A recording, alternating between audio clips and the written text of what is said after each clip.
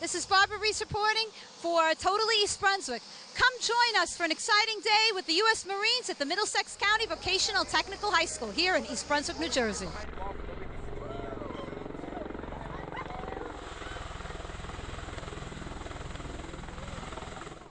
Thank you so much for being here today. It's a pleasure and an honor. Thank you. And Captain, tell us a little bit about these wonderful birds that came here to East Brunswick today. Absolutely. This is all a part of Fleet Week 2016 that's going on in New York City right now. What we have is a Marine Air Ground Task Force display, and these two helicopters, they flew in, they have Marines on. The Marines are actually doing static displays with some of their weaponry that they use in combat, as well as we have an explosive ordnance disposal team out here with their dog and their robot that are doing a display over there. We have two different aircraft here, the MB-22 Osprey, which is a tilt rotor helicopter. If you look back there, you can see how the rotors are tilted forward. They actually will go all the way down, and it actually goes into like almost an airplane mode, and it comes back up, and it's primarily a troop transport. Over there is the CH-53. That's one of our older helicopters, still in working order. Probably the best helicopter we have, and they are also primarily troop transports. So it's a pleasure to be here. Turn it over to Staff Sergeant Arama. Pleasure, pleasure. Thank you for being here. It's a pleasure to be here. Thank you. And tell us a little bit now, the Marine Corps has a presence here in East Brunswick in a recruiting station as well. Yes, ma'am. We're actually located on Route 18. We have a brand new office there where we're here just to mingle with the community and have a show of a face and let people know that we're here to help the young adults and just, give them information about what we offer to the community in the United States. And what are some of the displays here that some of the folks have been trying out? Well, I see that obviously they've been looking at the birds inside and out, and they've always been playing with the dog. Obviously, the big hit to play with the canine dog, but they've also been mingling with the explosive ordnance guys and the robotics and all the things that we use when there's an emergency. So for us folks who are not as familiar, how does that robotics help in an emergency situation? Well, it's an asset because you don't have to put a man close to the explosive. It helps the technicians be able to disable the explosives without having to get close to them. And I saw also some different types of weaponry that people were trying out. Yes, ma'am. We also have the M4s as well as the different machine guns and high caliber weapons that we use during operations for safety. For display only for us. Of course. And thank you so much for being here from the police department, sir. Yes, thank you. Thank you for having us. So tell us a little bit of what was involved in having the police here to support today. Well, myself and Captain McGinnis started a conversation about having the Marines come in and land the helicopters and the static displays. So we reached out to Jeff Bisco, the principal at the Middlesex County Vocational School, and he was happy to do it. And then from there, we just set up our meetings. And then the biggest, I could say the biggest issue we had is it's a closed campus with the students. They don't normally interact with the public during the school day. So we just had to provide enough security so that the students and the public, because the VOTEC was nice enough to allow the general public to come to their event, we just had to make sure we had enough security in place so that between the students and general public there wasn't too much interaction. And what gave you and the captain the idea for this event?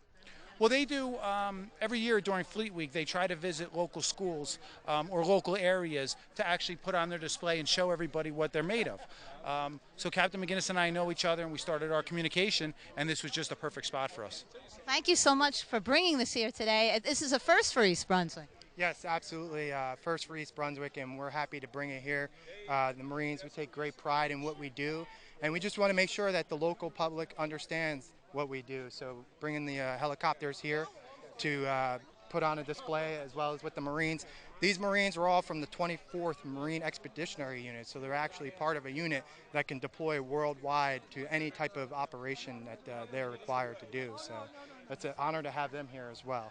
Well, we thank you for your service and thank you for being here today in East Brunswick. It's an honor and a pleasure. Thank you.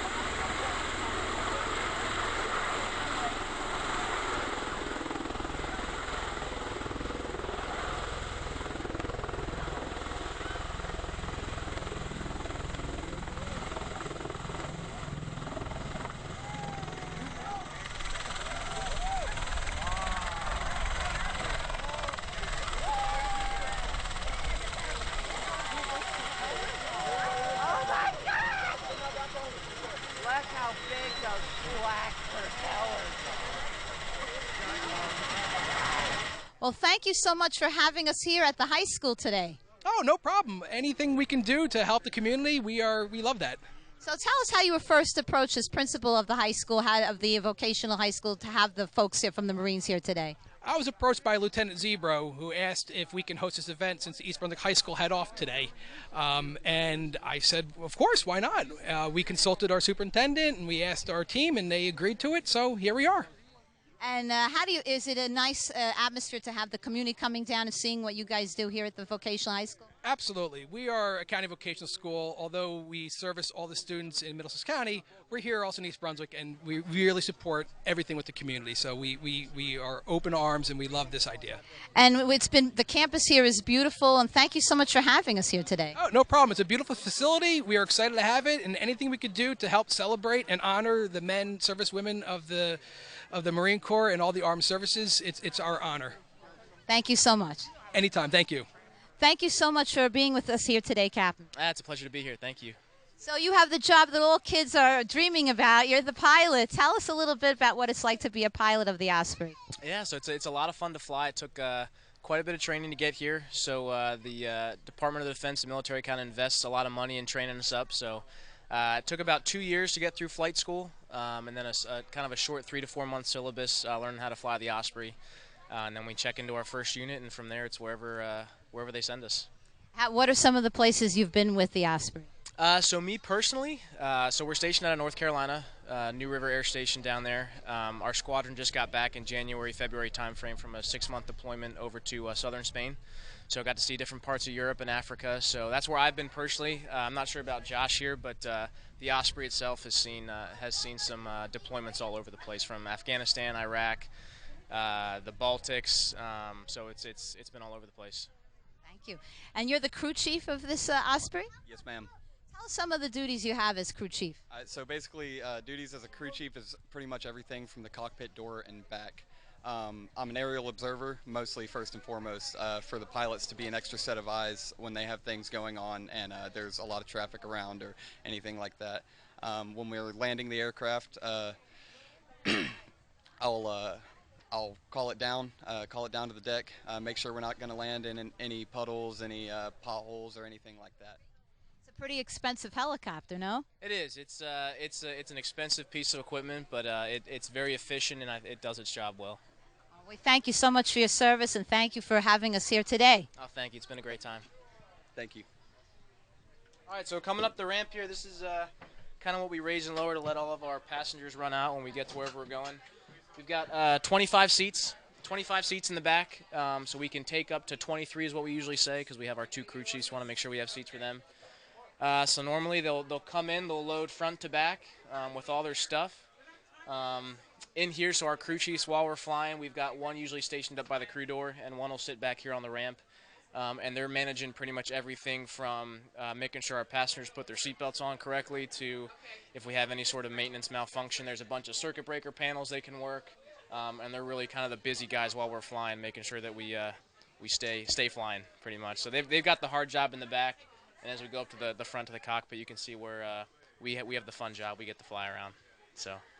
Sometimes they parachute from here, or that's not this kind of helicopter? They can parachute. They can go static line or free fall out the back, and we can drop stuff out the back on parachutes. So there's really a lot of capabilities that we can fulfill at any one time. You can drop supplies. We could. Yep. We can either land and kick stuff off the back, or while we're flying, we can drop stuff out the back as well. Impressive. Yep. Just watch your head coming through.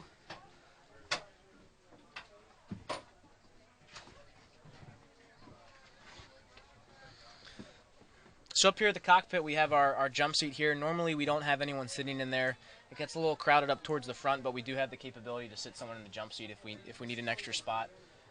This is the side crew door that kind of slides up and down for our crew chief to stick his head out to be able to call us down to the deck while we're coming into landing. There's 2 seats up front. The co-pilot usually sits on the left. The pilot sits on the right. The controls are identical. So we've got a kind of a throttle on our left side that basically when we're in helicopter mode, forward makes us go up and back makes us go down. And then when we transition to airplane mode, it's more of a fast, slow, like a traditional throttle that you would think of. And we've just got our stick in the front that flies like a normal airplane, and we've got all of our displays up there that we use for navigation, monitoring engine performance, and system performances and things like that. So a lot of buttons. It takes a little bit to learn all those, but like I said, we get the fun job up here, and the guys that really do all the work are in the back taking care of us.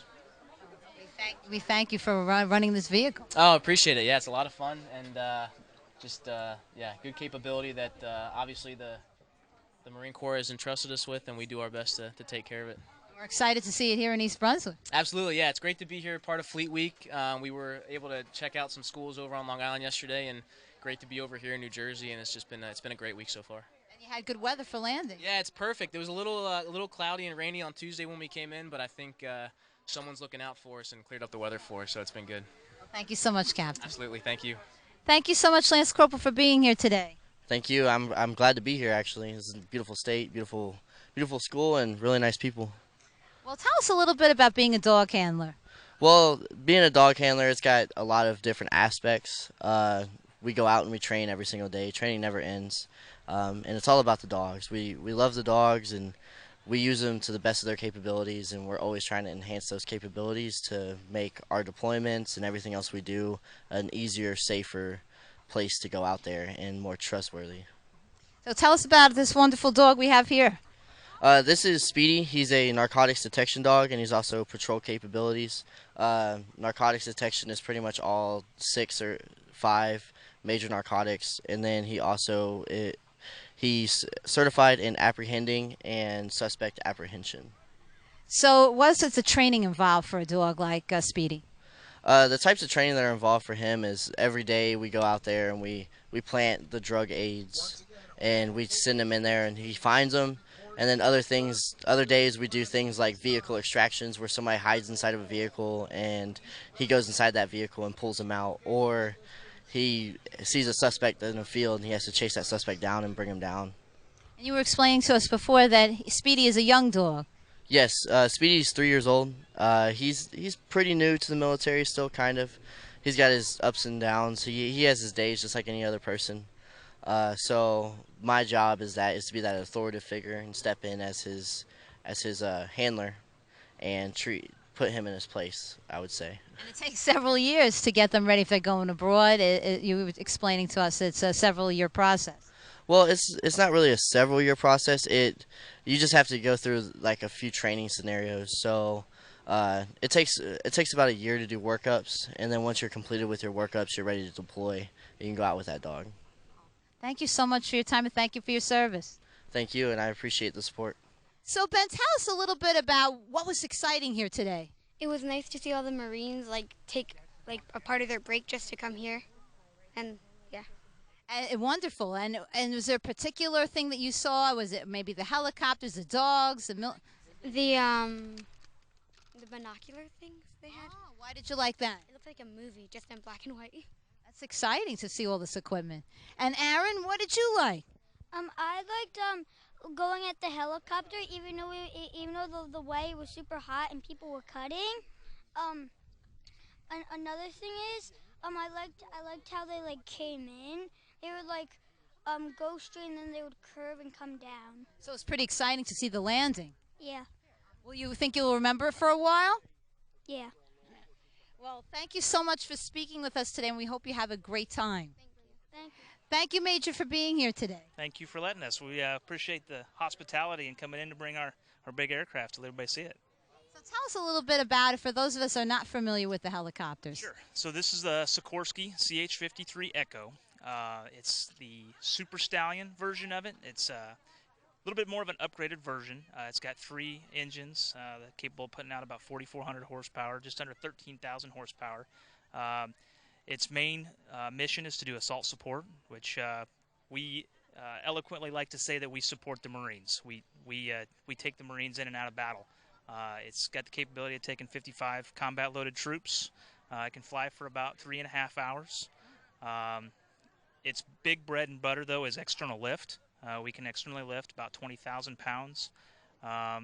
If you see on the front there's a big refueling probe, so we can stay airborne for quite a while. Typically 3.5 hours, but we can fly for as many as 5, 6, 7 hours as long as there's fuel capability. around. But it's a big aircraft. It's the nation's only heavy lift support for the military. And where are they typically used? What parts of the world? Well, this aircraft, believe it or not, has been in Afghanistan and Iraq. That's typically where we use them. They're deployable on boats, the Marine Expeditionary Units. We typically take 4 and put them on a big aircraft carrier. And they can go anywhere in the world. Yeah, that's kind of the bread and butter of this aircraft. And what do you like most about this helicopter? What I like most about it is just the sheer power. I mean, you're basically flying a barn, but it's got it's very responsive. It's got a ton of power, and I can do just about anything that the MAGTF commander or any commanding officer asks us to do. We can do for their troops. And are you the pilot of the aircraft? I am. I've been flying this particular model for about 12 years, so in the Marine Corps. And for those that are interested, or maybe in high school now, and what is the training involved into being a pilot of a helicopter? Well, how much time you got? Because that could take a little while. So to be a Marine officer and be a pilot, it's extensive. The first thing you need to do is you have to have a 4-year college degree. It doesn't matter really what the degree is in, but you have to have a 4-year college degree. And then once you do that, then you go talk to a recruiter. You take what's called an ASVAB test, which can place you on a score and see if you're capable of taking an aviation test. Once you get an air contract, then you go to officer candidate school, which is 10 weeks in Quantico.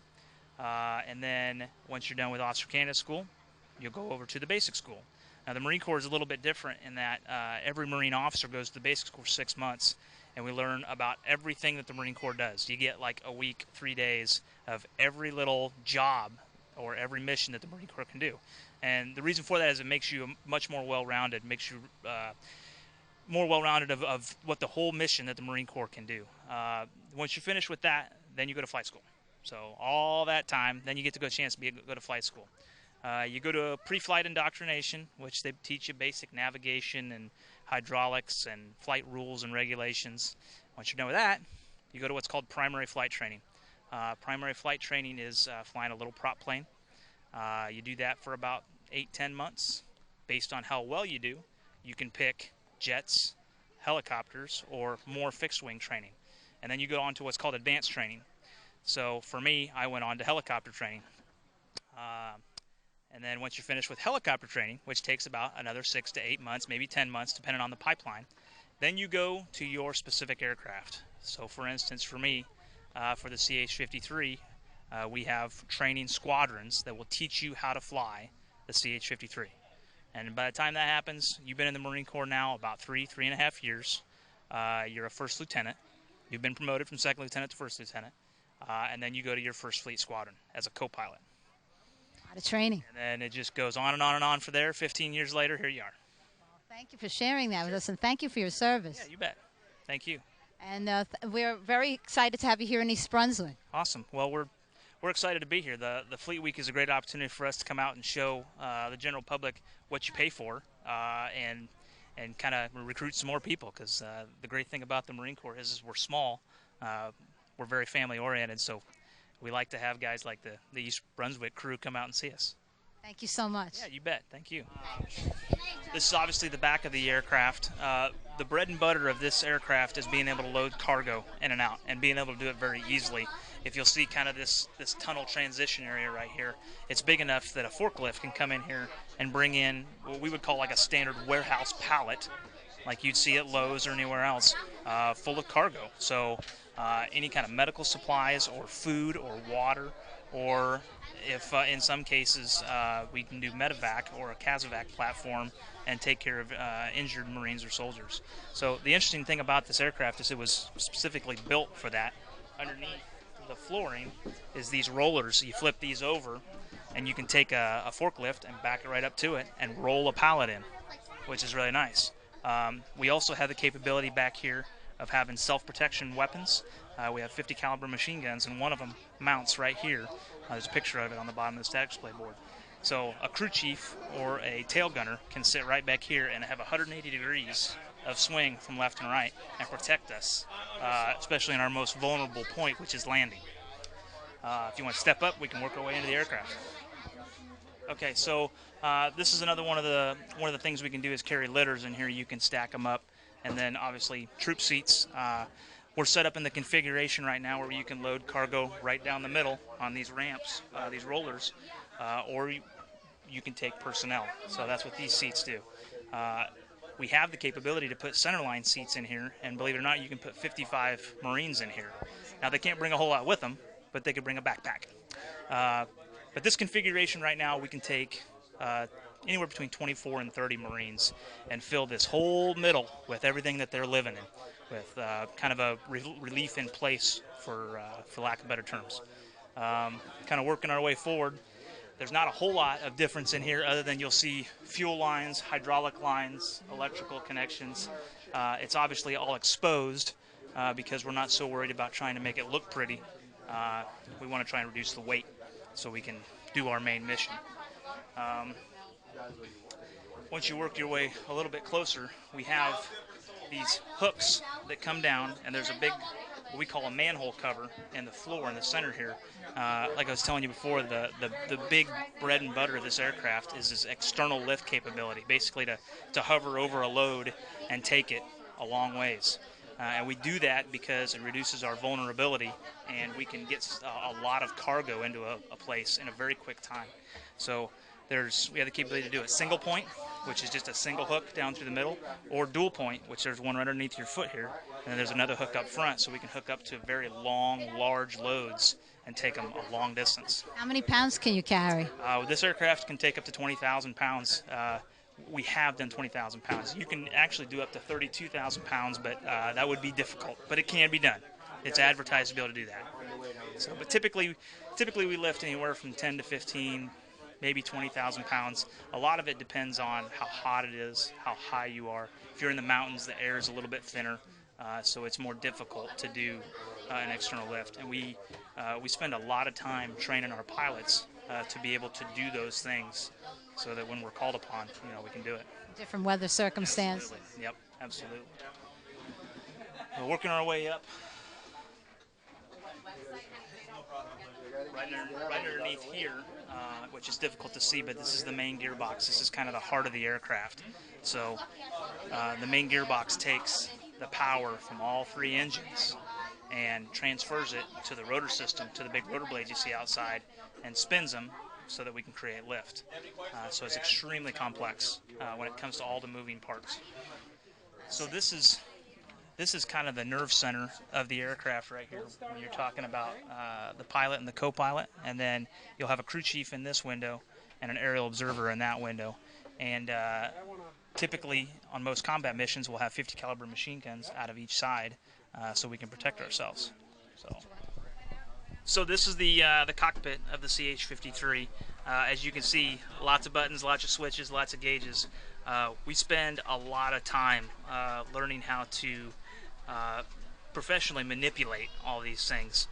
The guys spend a lot of time learning about emergency procedures, limitations, what temperature can this run at, what pressure can that run at, and then we also spend a lot of time learning how to push the aircraft to get the most out of it. So it takes a lot of studying, a lot of knowledge to be able to basically make all this stuff synchronize and harmonize and not break it. So it's kind of neat, but it's got engines right here, caution advisory lights, fuel, GPS, radios, and then obviously you can see from sitting up here, you'd think you'd be able to see a lot better, but the visibility really isn't that great. But you can see enough to keep yourself safe, and that's another one of the things we train to, is just being able to see and manipulate the aircraft. Now, the great thing about the 53 is it's so big, I can't see everything from up here. So it's a crew concept. It takes more than one person to fly this. I can't just walk in this aircraft and fly it by myself. So it takes guys in the back to be able to work together, utilizing the helmets and the internal communication system. So we're constantly talking and communicating, hey, you're good here, you're not here, come forward, come left, things like that. So a very, very big crew concept, which is kind of neat. Yeah, big time work. There's a lot of teamwork. over here too. You have more. Oh yeah, more. These are control the engines, and this controls the, where the fuel goes. There's lots of buttons and switches. Lots of training. Yes, and to be able to do it at night is even, to take the complexity even farther. So. Well, thank you for showing us all this. It's been very exciting for us in East Brunswick. You're never going to find a Marine helicopter pilot that doesn't love their aircraft. So. As you do. Yeah, absolutely. You spend a lot of time with it. You kind of have to love it. Absolutely. So. Thank you, Major. Yeah, you bet. No problem. When you're ready, George. So tell us, thank you first of all for being here today and for your service. Yeah, we're glad to be out here. So tell us a little bit about some of the display here regarding the guns. The kids are so excited, and the people who are visiting. What are we seeing here today? What we wanted to do is come out and showcase some of what the infantrymen do in the Marine Corps. We brought out some machine guns and some M4 assault rifles. And we just wanted to show the guys, they have the recruiters here, but they don't have a big military base here. So we wanted to show what a lot of the Marine Corps does and what guys join to do. And what are some of the displays here and some of the items, the supplies that we see? We have our standard issue flak jacket, some of the gear that goes on that, like the IFAC, anything that we like to put on to customize our own flak jacket. We just like to put a face to the Marine Corps and show them what we work with, show them how we do our job. And when they practice a lot with these with the guns, tell us a little bit of the training involved for this. It can be anything from standard fire and movement for doing buddy rushing, buddy pair squad ranges, speed reloads, anything like that, utilizing our night vision optics, getting acquainted with our gear, staying constantly up to date with what we need to do. Well, thank you so much for your service, and thank you again for your time here and being here in East Brunswick today. Thanks a lot. This is Barbara Reiss reporting for Total East Brunswick. Thank you to the U.S. Marines for joining us here at the Middlesex County Vocational Technical High School East Brunswick campus.